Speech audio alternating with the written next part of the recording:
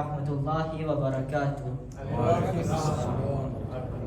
औज़ु बिल्लाहि मिनश शैतानिर रजीम। बिस्मिल्लाहिर रहमानिर रहीम। ईद गदीરની મુબારકબાદ આપ તમામ મુમિનીનને ની ખિદમતમાં પેશ કરું છું અને ચાલો ને આપણે બધા સાથે મળીને એક બાવાઝે બુલંદ સલવાત વડે ઇમામે ઝમાના અલૈહિસ્સલામની ખિદમતમાં આ ઈદની મુબારકબાદી પેશ કરીએ। અલ્લાહુમ્મા સલ્લી અલા મુહમ્મદ વ આલિ મુહમ્મદ। આજે અમે લોકો તમારી ખિદમતમાં કુરાન મજીદની એ આયતોને પેશ કરવા માંગીએ છીએ તર્જુમા સાથે કે જે ગદીરના બારામાં નાઝિલ થઈ। રસૂલ ખુદા સલ્લલ્લાહુ અલૈહિ વસલ્લમ હજને અંજામ આપીને મક્કાથી મદીના તરફ પાછા ફરી રહ્યા હતા।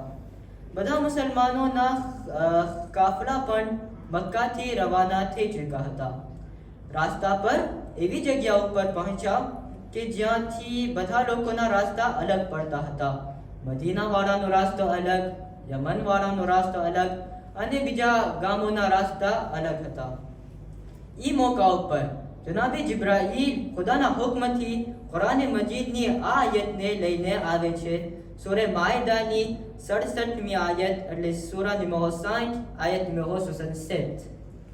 أعوذ بالله من الشيطان الرجيم بسم الله الرحمن الرحيم يا أيها الرسول بلغ ما أنزل إليك من ربك وإن لم تفعل فما بلغت رسالته والله يعصمك من الناس إن الله لا يهدي القوم الكافرين.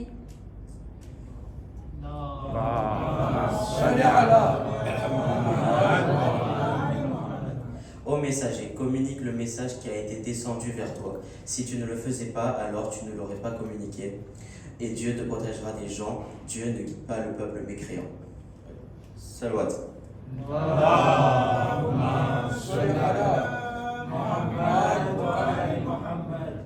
ए रसूल તમારા પરવરદિગાર તરફથી તમારા ઉપર જે કાંઈ નાઝિલ થયું છે તેને લોકો સુધી પહોંચાડી દો। જો તમે આમ નથી કર્યા તો જાણે રિસાલતનું કોઈ કામ અંજામ નથી આપ્યા। ખુદા તમને લોકોના શરથી મહફૂઝ રાખશે અને ખુદા કાફિર કોમની હિદાયત નથી કરતો। સલવાત।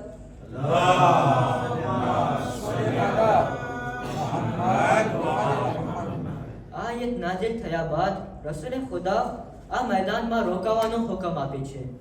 જે લોકો પાછળ રહી ગયા છે તે લોકોની રાહ જોવામાં આવે છે અને જે લોકો આગળ વધી ગયા છે તે લોકોને પાછા બોલાવવામાં આવે છે। જ્યારે બધાય લોકો જમા થઈ ગયા ત્યારે રસૂલે ખુદા એક લાંબો ખુતબો આપે છે, એક લાંબો ખુતબો બયાન કરે છે અને તે ખુતબાના અંતમાં મૌલા અલી અલૈહિસ્સલામ ને પોતાના હાથ પર ઉઠાવીને આ રીતના એલાન કરે છે કે મન કુંતુ મૌલા ફહાઝા અલીયુન મૌલા, જેનો હું મૌલા છું તેનો અલી મૌલા છે। સલવાત।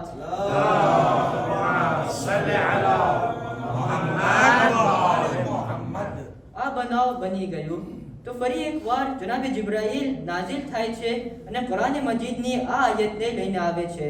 સૂરા માઇદાની 3જી આયત એટલે સૂરા નંબર 60 આયત નંબર 3। أعوذ بالله من الشيطان الرجيم بسم الله الرحمن الرحيم اليوم أكملت لكم دينكم وأتممت عليكم نعمتي ورضيت لكم الإسلام دينا.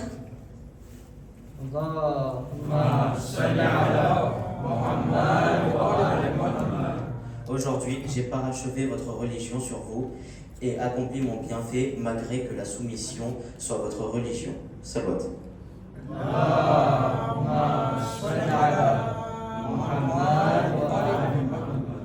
આજે તમારું દીન કામિલ થઈ ગયો।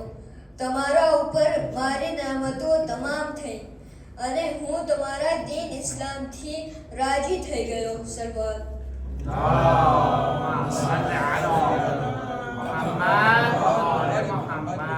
ગદીરનો બનાવ બની ગયો। લોકોને જાણ થવા લાગી કે ગદીરના મેદાનમાં રસૂલ ખુદાએ અલીને મૌલા બનાવ્યા છે। આ વાતની જાણ લોકો સુધી થતાં જ એક માણસ રસૂલ ખુદા પાસે આવે છે, રસૂલ ખુદાની ખિદમતમાં આવે છે જેનું નામ મળે છે નુઅમાન ઇબ્ન હારિસ।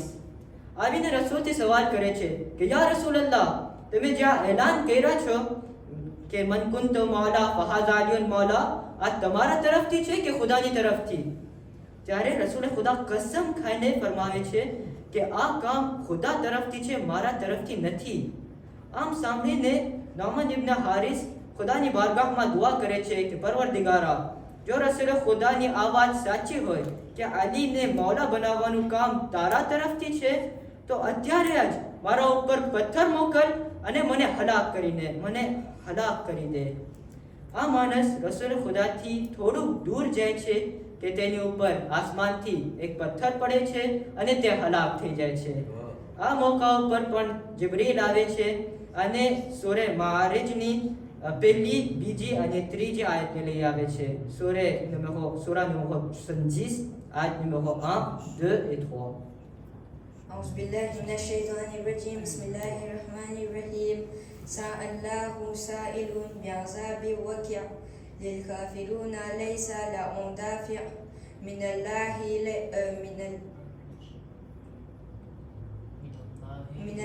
ذي المعارج.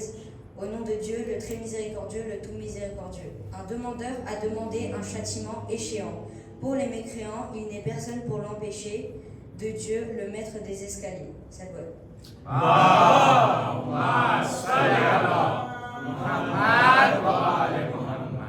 शुरू करूं છું અલ્લાહના નામથી જે રહમાન અને રહીમ છે. માંગવાવાળાએ ખુદાની બારગાહથી અઝાબને માંગ્યું છે. આ અઝાબ કાફિરો માટે છે કે જેને કોઈ ટાળી શકતું નથી.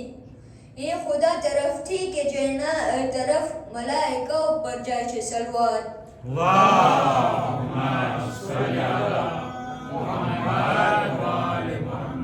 અંતમાં આપણે બધા ખુદાની બારગાહમાં આ શબ્દો વડે શુક્ર અદા કરીએ કે અલ્હમ્દુલિલ્લાહિલ્લઝી જઅલના મિનલ મુતમસ્સિકીના બિવિલાયતે અલી ઇબ્ન અબી તાલિબ અલૈહિસ્સલામ. શુક્ર છે એ ખુદાનું કે જેને આપણને મૌલા અલીને માનવાવાળા બનાવ્યા. સલવાત. اللهم صل على محمد وآل محمد. أحسن.